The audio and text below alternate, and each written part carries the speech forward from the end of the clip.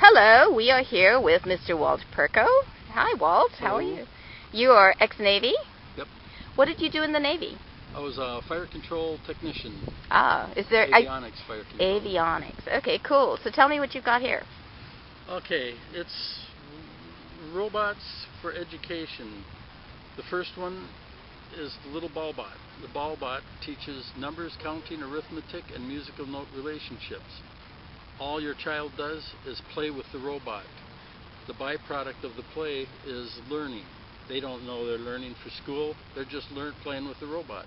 But they learn their numbers, counting, arithmetic for kindergarten, and at the kindergarten level, they'll already know binary numbers, counting, and arithmetic for high school and college when they start taking engineering classes. The ball-bot becomes, it has two wheels, beeps and blinks like R2-D2. It has the lights, laser, and the eyes are actually speakers. The wheels actually would rotate on an actual ball-bot. This is just a prototype. And it would drive around. They can RC control it around, and it asks questions. It talks to the kids in a binary language. They respond back with remote control and decimal language. So they're learning both number systems simultaneously.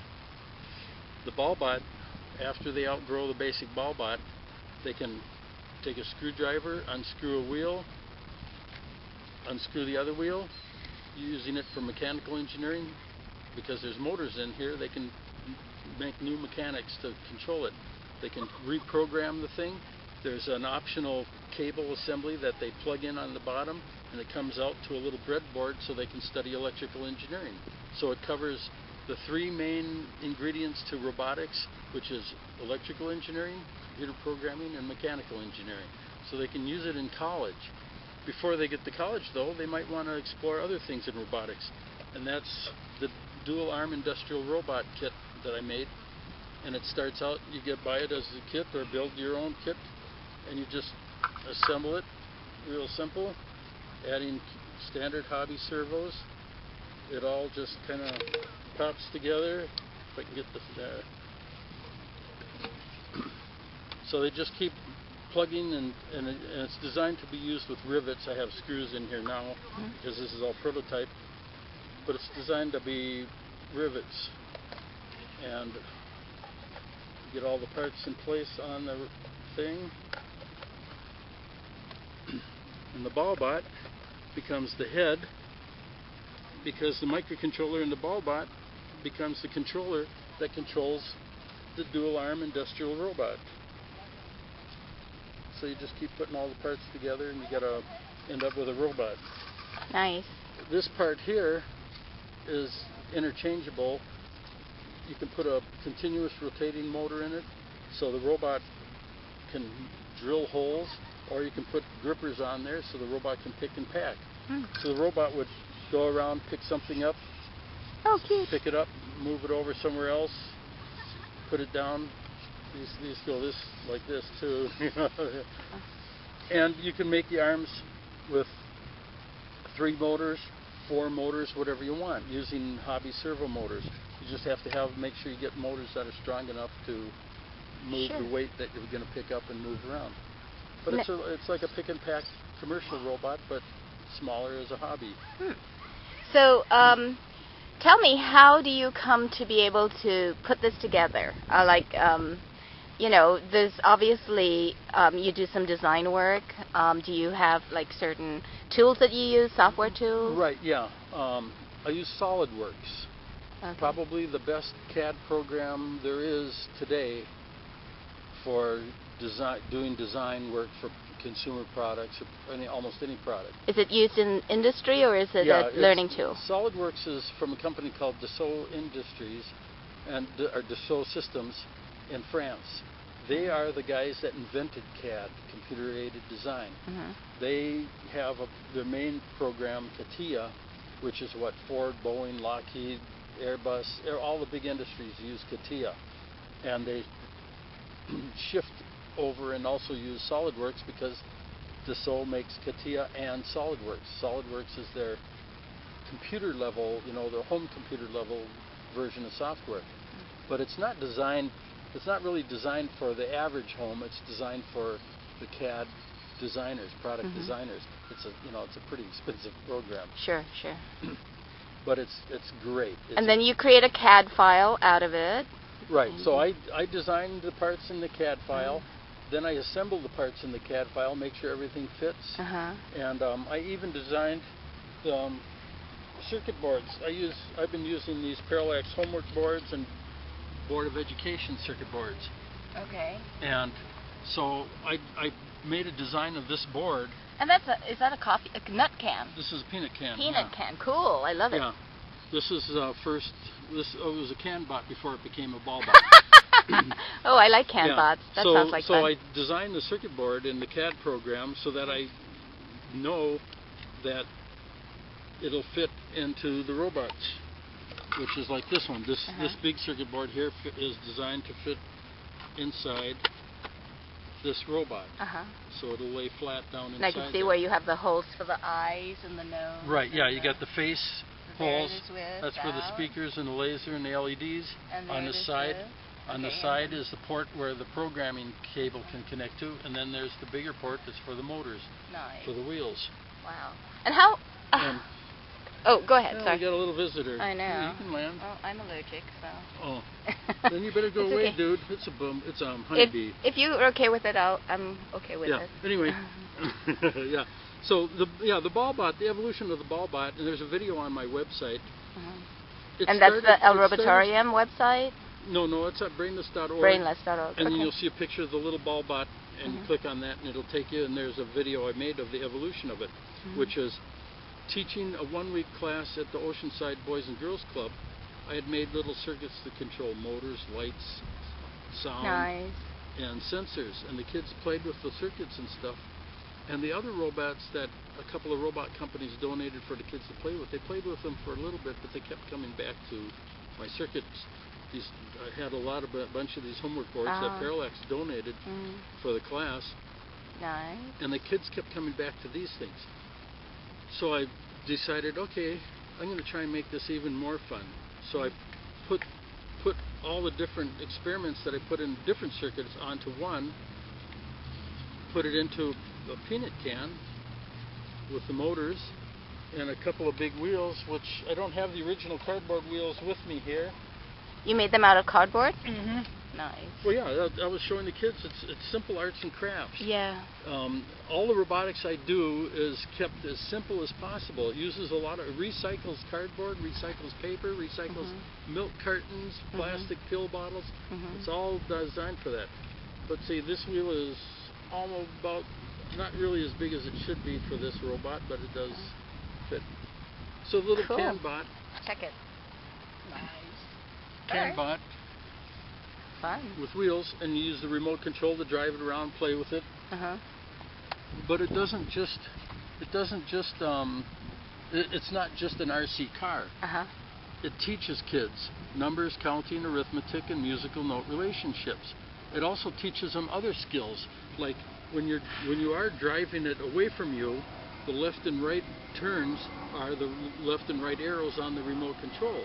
But when it's coming to you, the kids need to learn that now they got to use the opposite things. So they're learning more skills that they would normally learn a lot later in life when they get into the working environment rather than in their learning environment where they can learn it better. So the young kids had a blast with it. They couldn't keep their hands off of these things. Some of the parents even showed an interest in buying them for their kids, but I couldn't sell them because of the loose electronics on the circuit board. Excuse me. Now you assembled the circuit, or did they? I did. You did. Okay. Yeah. Okay. Yeah, because this was. How old are the kids? Preschool to oh my gosh. about 5th or 6th grade. Oh, this is awesome. Yeah. You have no idea. You do have an idea. I know you have an idea. That's why it's awesome. And and so it's and that's the aim of all my robotics. R2 PV1 robots. That's a whole gaming system, first-person shooter gaming system I developed before I even worked on this. And it's all aimed at the younger kids to put them in a safe place, away from bad elements online, and learning to play with other kids in the same room so they learn to play nice. And my focus right now is to try and either get funding to put the ball bot into production and or get the first El Robotorium shop opened up. Right. Where then I would, once the shop's going, Mhm. then my spare time in the shop Mhm. would be concentrating Right.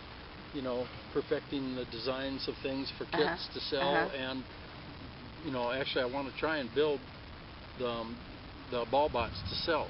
A friend of mine up in Oregon is redesigning the circuit board so that we can make a tiny little circuit board that'll fit into this robot size. Right now the circuit boards need one this size. Okay.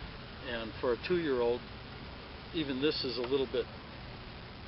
Well, you have to also be careful with the electronics. It has to be supervised. You really don't want to have... well, it's all low voltage, and it'll be packed and closed up inside. Right. If it's sealed, then it can't be opened by the kids, Right. Well, yeah, it'll be able to open it up for hacking and that. But a little kid is not going to open it up. No, right. They're going to just play with it. Right. They won't even understand opening it up. What they're doing, but they'll be learning. When they get to the point where they're clever enough to open it up, they're also going to be clever enough to start reprogramming and doing other stuff. Yes. But the ball bot, take that off so he's better balanced. The ball bot is, with the new circuit board, it's just going to be like the back part of the face. The face will be on the circuit board, and it'll just plug in, glue into place, and then the bottom goes on, and the motors go in, the bottom goes on, and then there'll just be a place where they have the battery pack, so they'll just unplug the battery to recharge it once in a while and then plug it back in. But the design, when I first realized I was working on the CAN bots and figuring out how can I design a CAN bot, because it's kind of like R2-D2. It works kind of like R2-D2, except that I actually have an intelligent language to talk to the kids. The kids learn the language in 5 minutes. It doesn't take any time at all for a kid to learn it's a language you've defined? Yeah, it's about 15, 16 words, less than 20 words. Okay. But it's enough that it can educate children. Cool. That's all they need for learning numbers, counting, arithmetic, and musical notes. Forward, back, right, left. But so I was looking at different designs on the CAD program for a CAN bot, and then one day it hit me: the most familiar thing to a kid is a ball. Yeah. All kids own balls, and so I realized that actually it should be like a softball, big enough that if they fall on it or anything, they can't get hurt. It's strong enough that if you drop it, I'm not going to drop this one, but if you drop it from about 3 feet, it's not going to get hurt. So I started looking at the designs, and I was going like a baseball or a softball and stuff. And for the motors I want to use, which are hobby motors, it turns out it has to be about this size. It can be slightly smaller than this, but not much, just because the spacing to get 2 motors in there. But works. For young kids, that is not a bad size either. Right. You know what I mean? But for a 2-year-old, which I hope people start giving these to their 2-year-olds, it's still a little bit tough for them to hold on to. And so my initial design had a nice smooth wheel. But then I realized, well, if you give it to really little kids, putting dimples in the wheels will make it easier for them to hold on to Good it. idea. Right, yeah. It makes it easier for them to grip the robot. And it ends up making the robot look a lot cooler. Oh, I love it. It's very attractive. Yeah. Dimples really... Would you ever make it in pink? Well, actually, I'm using really cheap fingernail polish for my paint, because it's cheaper than hobby paint. Okay. But like these, I got purple and international orange. I've never seen anybody wear international orange fingernail paint, but they have it. There is such a color. Yeah. And it's the visualization yeah, here you can anyway, see I've got yellow and light blue and dark blue and a nice orange. And an iridescent right, yeah, blue of some aqua sort, blue or whatever. And yeah. So it's the color. See, the idea of the color schemes is. And this, what does this say? Sair? Yes, SAIR and DAIR, single arm industrial robot or dual arm industrial robot. Because you can build this either with 2 arms or just with 1 arm.